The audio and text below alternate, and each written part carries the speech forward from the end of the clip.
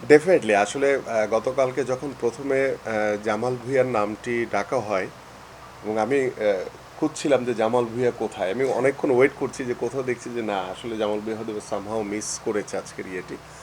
So ওই missing একটি ভাব কিন্তু আসলে ছিল আমার কাছে যে গতকালকে যে জামাল ভুঁইয়ার হাতে কার্ডটি দিতে পারিনি। সো পরবর্তীতে আমি যখন বাসার দিকে ফিরছিলাম সকল কাজ শেষে, তখন আমাকে ফুটবল ফেডারেশনের যে আমাদের যে ফুটবল টিমের যে ম্যানেজার আমির খান ফোন দিয়েছিল, বলল যে জামাল ভুঁইয়া মানে আপনার কাছ থেকে কার্ডটি গ্রহণ করতে চাই। আমি তো, এটা তো আমার জন্য অনেক বড় একটা প্রিভিলাইজ যে এটা জামাল ভুঁইয়া আমার কাছ থেকে গ্রহণ করবে।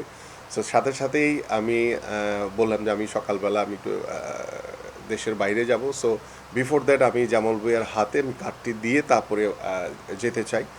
সো আমার কাছে ভালো লাগছে যে আমাদের বর্তমান ন্যাশনাল টিমের ক্যাপ্টেন আমাদের জামাল ভুঁইয়া এবং দীর্ঘদিন ধরে বাংলাদেশ ফুটবল টিমকে আসলে যে একটি নতুন একটি ধারায় যে নিয়ে আসা, বিশেষ করে আমাদের যারা বাংলাদেশি বংশোদ্ভূত খেলোয়াড় বিভিন্ন দেশে যারা বসবাস করে, এটার ইন্ট্রোডিউসটা কিন্তু জামাল ভুঁইয়া করেছে। সো দ্যাট জামাল ভুঁইয়াকে দেখে কিন্তু আজকে বাংলাদেশের বিভিন্ন মানে পৃথিবীর বিভিন্ন প্রান্ত থেকে যারা বাংলাদেশি বংশোদ্ভূত রয়েছে তারা কিন্তু এখন আগ্রহ প্রকাশ করছে। সো আমার মনে হয় যে এটার জন্য আমি ডেফিনেটলি জামাল ভুঁইয়াকে আমি ধন্যবাদ দিতে চাই।